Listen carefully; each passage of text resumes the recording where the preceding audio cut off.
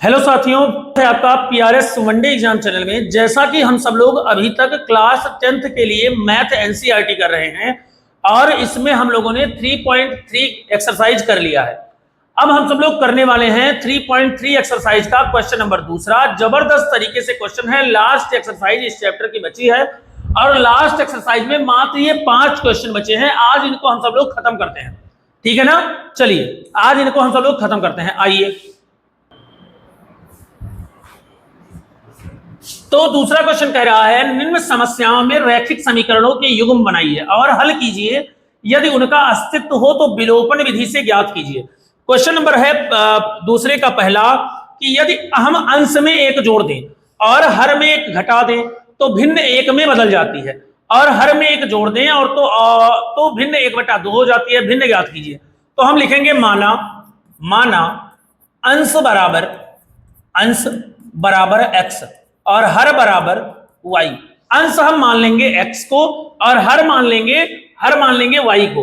कह रहा है अब अपना क्वेश्चन कि यदि हम अंश में एक जोड़ दें तो x में एक जोड़ दीजिए, और कह रहा है कि हर में एक घटा दें तो y में एक घटा दीजिए। फिर से देखिए, यदि अंश में एक जोड़ दें और हर में एक घटा दें तो भिन्न एक में बदल जाती है, तो एक को 1/1 भी लिख सकते हैं, आपको नो प्रॉब्लम होगी। इसको तिरछा गुणा कर दीजिए, क्रॉस मल्टीप्लाई x + 1 और y - 1। y को इधर ले आइए, 1 को उधर भेज दीजिए, तो x - y = -1 और -1। तो x - y = -2। ये हमारा हो जाएगा इक्वेशन फर्स्ट।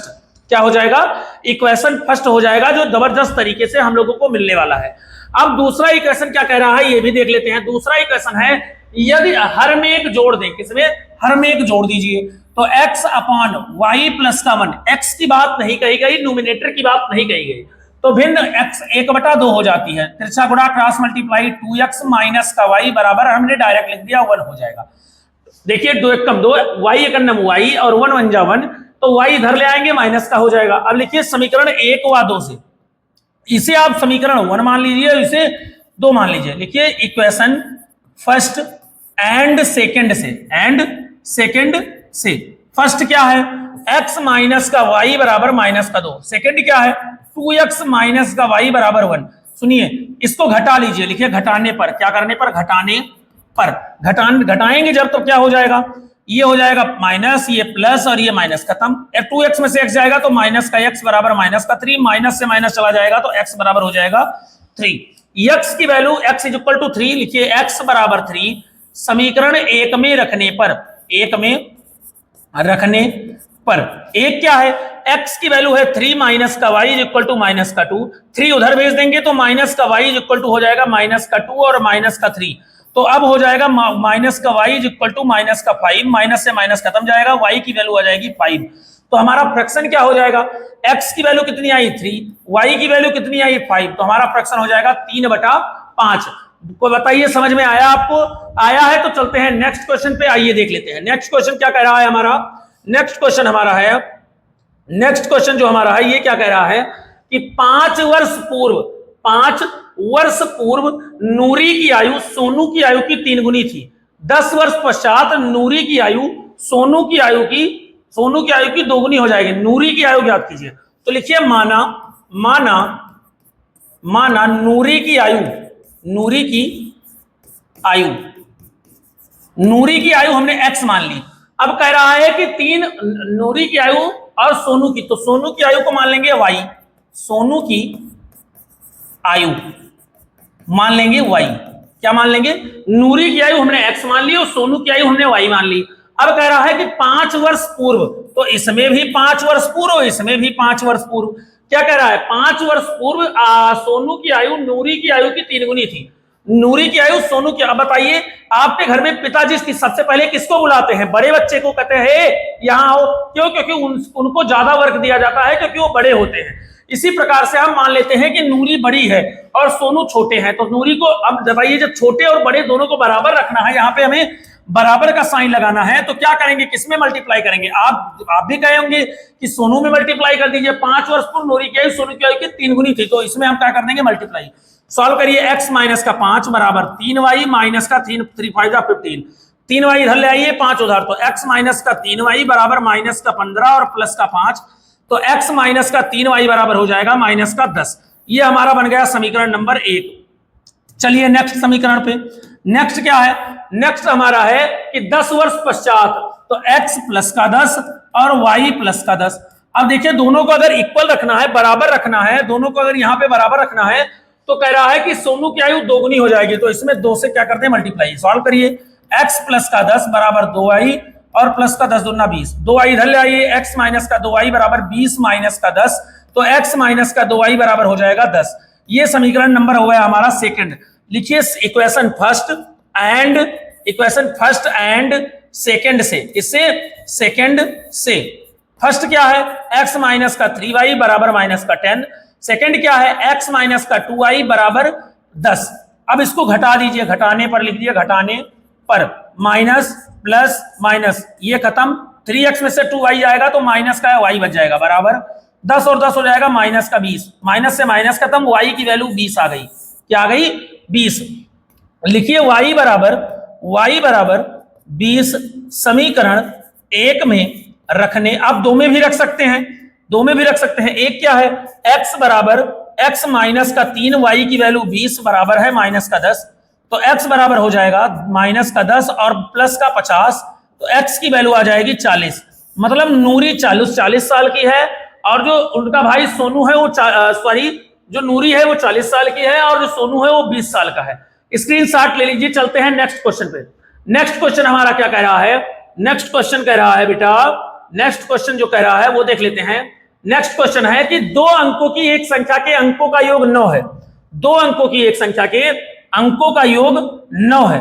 2 अंकों की एक संख्या के अंकों का योग 9 है। इस संख्या का 9 गुना संख्या के अंकों को पलटने से बनी संख्या का 2 गुना है, वह संख्या याद कीजिए। मस्त सवाल ये भी है, आप लोग केवल थोड़ा सा ध्यान दीजिएगा इस सवाल पे बस।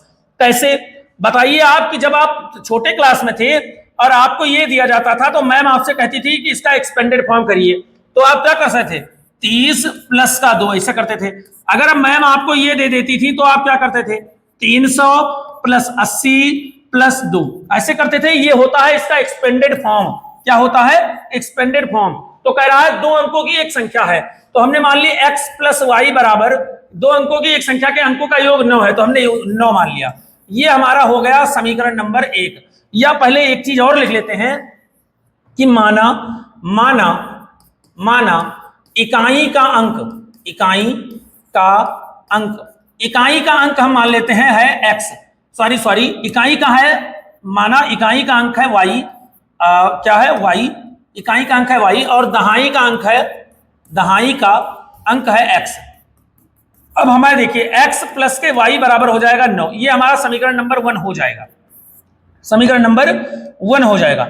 अब कह रहा है कि इस संख्या का 9 गुना, किस संख्या का? xy का। किसका? xy का 9 गुना। xy को क्या लिख सकते हैं? 10x plus y। तो इस संख्या 10x प्लस y का 9 गुना, कितने गुना? 10x प्लस y का 9 गुना, अंकों को पलटने से बनी संख्या का 2 गुना। इसको पलट दीजिए, 10y प्लस का x का 2 गुना, ये इसके क्या है? बराबर है। इसी को सॉल्व कर लेंगे हम लोगों का क्या आ जाएगा? प्यारा सा आंसर आ जाएगा।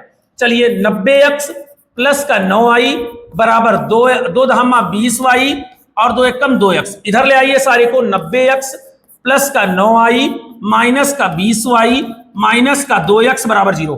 90x में से 90x में से 2x चला गया तो 88x।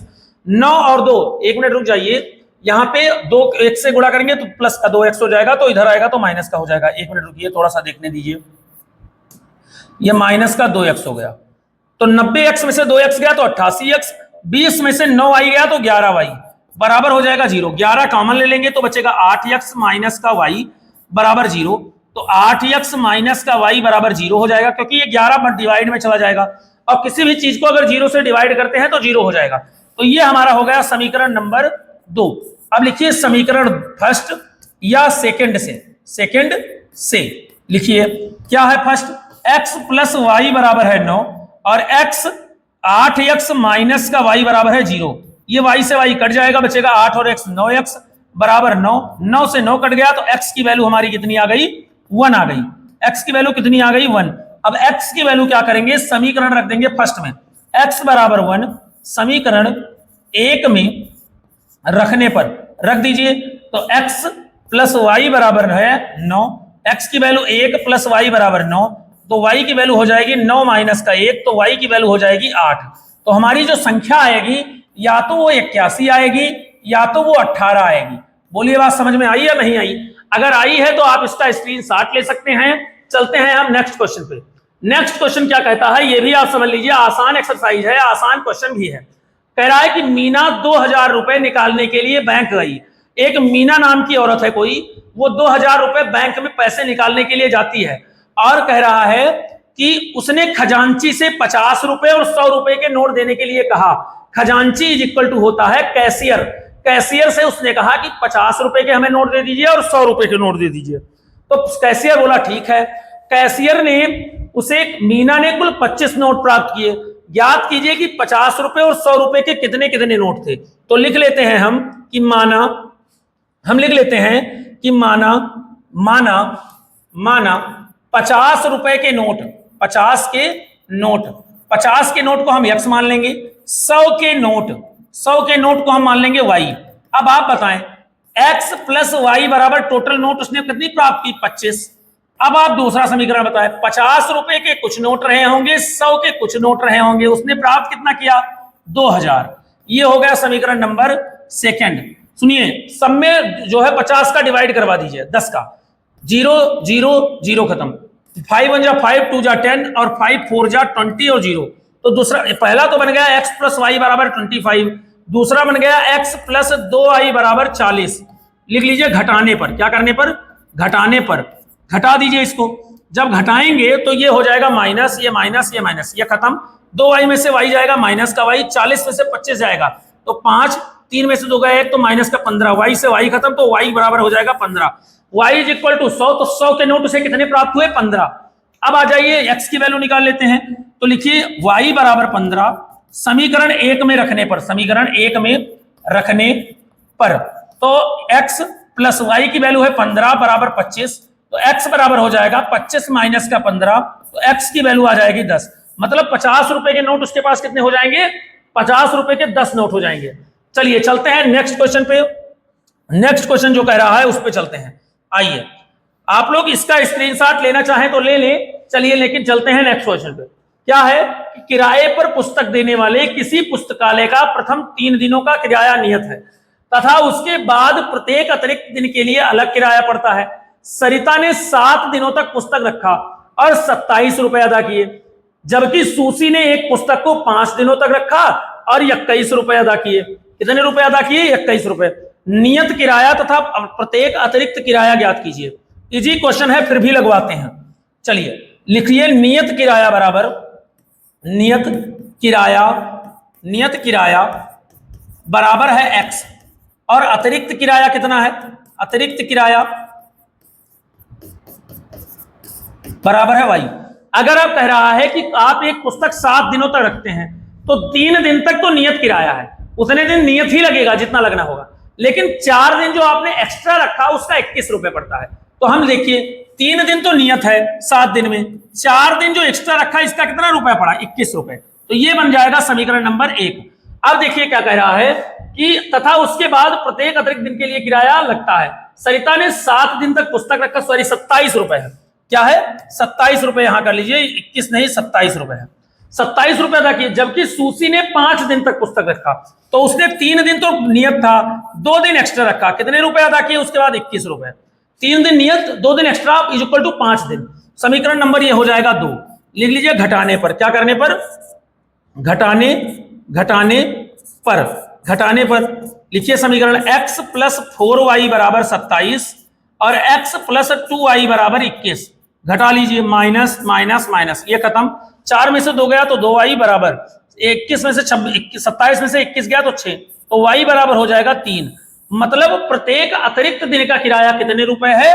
3 रुपए अतिरिक्त दिन का किराया है। अब नियत किराया निकालते हैं, तो x प्लस 4y की वैल्यू है 3 बराबर हो जाएगा 27, तो x बराबर 27 माइनस का 12, x की वैल्यू हो जाएगी 7 में से 2 गया तो 5, 2 में से 1 गया तो 1, मतलब नियत किराया 3 दिन का 15 रुपए है। और अगर आप अतिरिक्त रखेंगे, अतिरिक्त बुक को रखेंगे तो जो है आपको देना पड़ेगा उसको 3 रुपए। सारे क्वेश्चन समझ में आए? तो आज के लिए इतना ही है। आपको द्विघात समीकरण नेक्स्ट एक्सरसाइज मिलेगी नेक्स्ट चैप्टर में, नेक्स्ट वीडियो में, नेक्स्ट चैप्टर नेक्स्ट वीडियो मिलेगी। तब तक के लिए आज के लिए इतना ही है। नमस्कार, जय हिंद।